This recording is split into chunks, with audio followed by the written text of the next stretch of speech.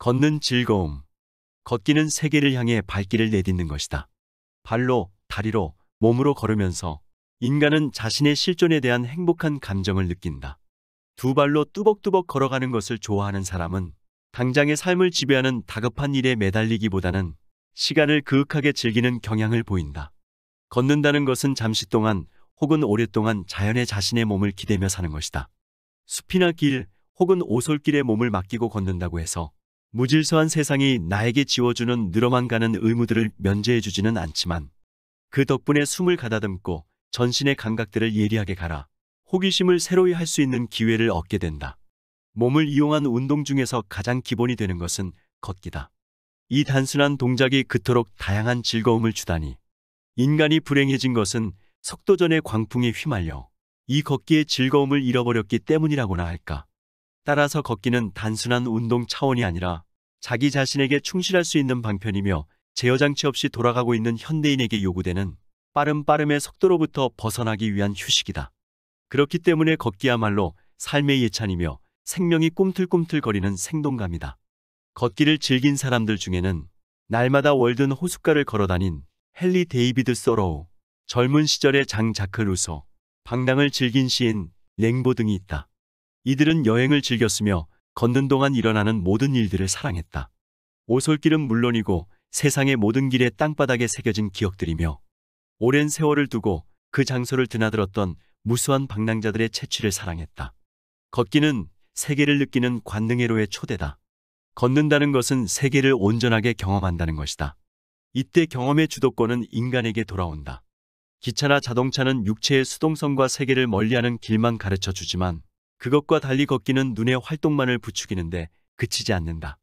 지난간 시간을 반추하기도 하고 현재 지나가는 시간을 음미하고 어렴풋이 미래에 대한 두리뭉실한 그림을 상상하기도 한다. 전에는 알지 못했던 장소들과 얼굴들을 발견하고 몸을 통해서 무궁무진한 감각과 관능의 세계에 대한 지식과 지혜를 확대하기 위해서 걷는다. 걷기야말로 시간과 공간을 새로운 환희로 바꾸어 놓는 고즈넉한 방법이다. 걷기의 극치는 도보여행이다. 도보여행은 인생의 맛을 충만하게 느끼는 경험이 된다. 걷기에 있어서는 오직 시간만이 목적이기 때문에 그것은 시간의 고고학이며 따라서 이 시간 속에 녹아있는 모든 인생의 참맛을 느끼고 음미할 수 있는 절대적인 경험이 된다. 정말 그렇다. 우리는 바쁜 일상 속에서 인생이 주는 맛을 모두 비껴간 채 무엇인지도 잘 모르는 어떤 욕망적 목적을 따라 그저 남들이 하는 대로 시간의 암흑 속을 떠돌고 있는 것이다. 사실 우리가 인생이라고 느끼고 있는 모든 일상의 분주함은 우리의 본질적인 삶과는 거리가 먼 허구인지도 모른다.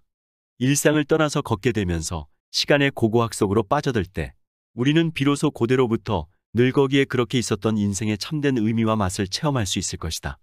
도보여행자는 이름을 찾아 떠나는 사람이며 만인에게 주어진 아름다움을 찾아 떠나는 여행자라는 사실이다.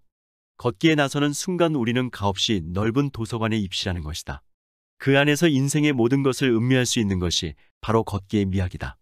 세상의 모든 길은 땅바닥에 새겨진 기억이기 때문에 걷는 사람들의 길은 살아있지만 요즘의 아스팔트 길에는 역사도 없고 스토리도 없다.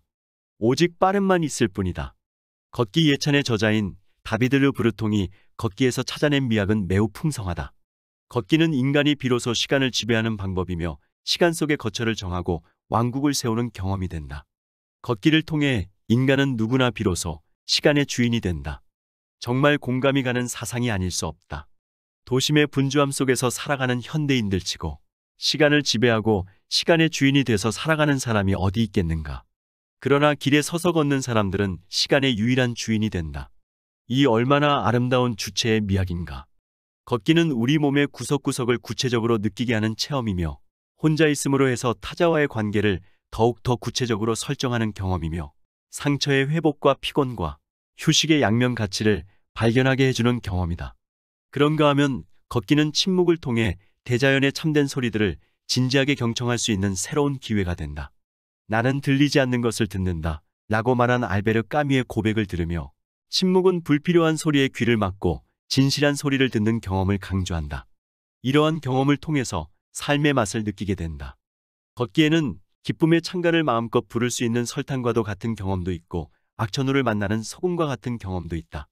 이러한 풍성한 경험을 획득하기 위해서는 우리는 걸어야 한다. 걷기는 언제나 미완 상태에 있는 실존의 이미지를 잘 보여주기 때문에 사람들은 걸음을 통해서 누구나 세상을 향하여 마음을 열게 된다고 한다.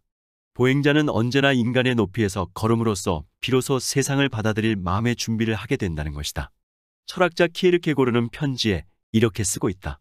나는 걸으면서 내 가장 풍요로운 생각들을 얻게 되었다. 걸으면서 쫓아버릴 수 없을 만큼 무거운 생각이란 하나도 없다. 니체도 걷기에 대해 이렇게 말한다. 나는 손만 가지고 글을 쓰는 것이 아니다. 내 발도 항상 한 몫을 하고 싶어 한다. 때로는 들판을 가로질러서 때로는 종이 위에서 발은 자유롭고 견실한 그의 역할을 당당히 해낸다. 짜라투스트라는 이렇게 말했다의 한 구절이다. 심오한 영감의 상태. 모든 것이 오랫동안 걷는 길 위에서 떠올랐다. 그리고 극단의 육체적 탄력과 충만감을 느낀다. 프랑스 사상가인 루소에게 있어서 걷기란 고독한 것이며 자유의 경험, 관찰과 몽상의 무한한 원천, 뜻하지 않는 만남과 예기치 않은 놀라움이 가득한 길에서 행복하게 즐기는 행위였다. 젊은 시절의 토리노 여행을 추억하면서 루소는 걷기에 향수와 행복에 대해 이렇게 말한다. 나는 내 일생 동안 그 여행에 바친 7, 8일 동안만큼 일체의 걱정과 고통으로부터 해방된 틈을 가져본 기억이 없다. 그 추억은 그 여행과 관련된 모든 것, 특히 산들과 도보 여행에 대한 가장 생생한 맛을 내게 남겨놓았다. 나는 오직 행복한 날에만 늘 감미로운 기쁨을 만끽하며 걸어서 여행했다. 내가 여행에서 느낄 수 있었던 것은 오로지 출발하는 기쁨과 도착하는 기쁨뿐이었다. 걷는다는 것은 지극히 본질적인 일에만 이 세계를 사용한다는 것을 뜻한다. 가지고 가는 짐은 얼마 안 되는 옷가지와 방향을 가늠하는 도구 등 가장 기초적인 것으로 제한해야 한다. 그 이상의 군더더기는 괴로움과 땀과 짜증을 가져올 뿐이다. 걷는다는 것은 헐벗음과 마음의 무거운 짐을 내려놓기 위한 훈련이다. 걷기는 인간을 세계와 정면으로 마주보게 만든다. 헨리 데이비드 소로우는 산책이라는 말의 어원을 근거로 걷는 기술은 상징적으로 성스러운 땅에 도달하려는데 그 목적이 있으며 길의 자력에 발을 맡기는 것이라 한다. 이는 마치 강물이 구불구불 흘러가긴 하지만 그렇게 흐르는 동안 줄곧 고집스럽게 바다로 가는 가장 짧은 지름길을 찾고 있는 것이나 마찬가지다.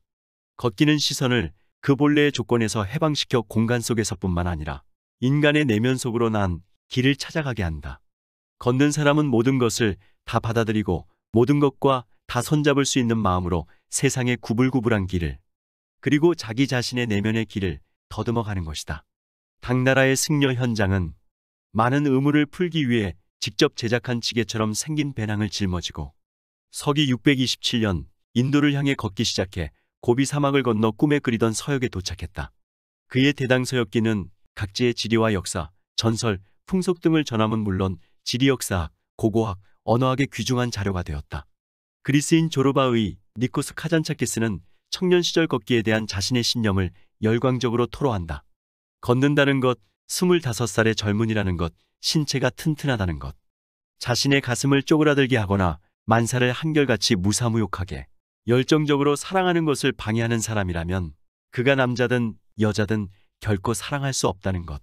봄철이든 여름철이든 상관없이 등에 룩색을 짊어지고 가을이건 여름이건 비를 맞으며 혹은 과일을 짊어지고 이탈리아 반도의 이 끝에서 저 끝으로 혼자 걸어서 여행한다는 것은 분별 없는 사람이 아니고서야 그보다 더 큰 행복을 바랄 수는 없을 것이다. 순례자란 무엇보다 먼저 발로 걷는 사람, 나그네를 뜻한다. 그는 여러 주일, 여러 달 동안 제 집을 떠나 자기를 버림과 동시에 스스로에게 자발적으로 부과한 시련을 통해 속죄하고 어떤 장소의 위력에 접근함으로써 거듭나고자 하는 것이다. 이러한 순례는 신에 대한 항구적인 몸바침이며 육체를 통하여 드리는 기나긴 기도이다. 지구는 둥글다. 그러므로 그 지구를 태어난 마음으로 한 바퀴 돌고 나면 우리는 어느 날 출발점으로 다시 돌아올 것이다. 그리고 또 다른 여행의 준비를 할 것이다. 그토록 많은 길들, 마을들, 도시들, 산과 숲들, 바다와 사막들이 있는 한 그곳에 이르고 그곳을 느끼고 기어이 그곳에 도달한 기쁨 속에서 우리의 기억을 껴안기 위한 그토록 많은 코스들이 또한 열려있는 것이다. 법정 스님의 저서 홀로 사는 즐거움에 걷기 예찬이란 글이 있다. 걷기를 즐긴 다른 사람들처럼 자동차에 의존하지 않고 기꺼이 걸었던 즐거운 경험을 회상한다. 사람이 일반 동물과 크게 다른 점은 꼿꼿이 서서 두 발로 걷는 기능이 있다고 인류학자들은 말한다. 그런데 요즘에 와서 사람들은 자동차에 너무 의존하면서 직립보행 기능을 잃어가고 있다. 내 경우만 해도 먼 길을 오고 갈 때 어쩔 수 없이 자동차를 이용하기 때문에 시간상으로는 걷는 일보다 차를 타는 일이 더 많아졌다. 그때마다 내 몸이 퇴화되어 가는 느낌이다. 자동차로 인해 행동 반경은 넓어졌지만 내 다리로 땅을 딛고 걸을 때 그 든든함과 중심 집합이 소멸되어 가는 듯 싶다. 산에 들어와 살면서 나도 많이 걸었다. 행자 시절에는 미륵산에서 통영시내까지 왕복 30리 남짓되는 자갈길을 걸망을 메고 장을 보아 날랐다. 1950년대 중반 지리산 쌍계사 탑전에 살 때는 이따금 왕복 80리가 넘는 구례장까지 다녀오곤 했었다. 해인사 시절에는 몇 개의 산을 넘고 개울을 건너고 다시 가파른 목통령을 건너 경북 금능군에 있는 청암산을 찾기도 했다. 아마 50미도 넘는 산길이었을 것이다. 지금이라면 누가 걸어서 가겠는가? 차로 가면 1시간 안에 닿을 수 있는 거리인데.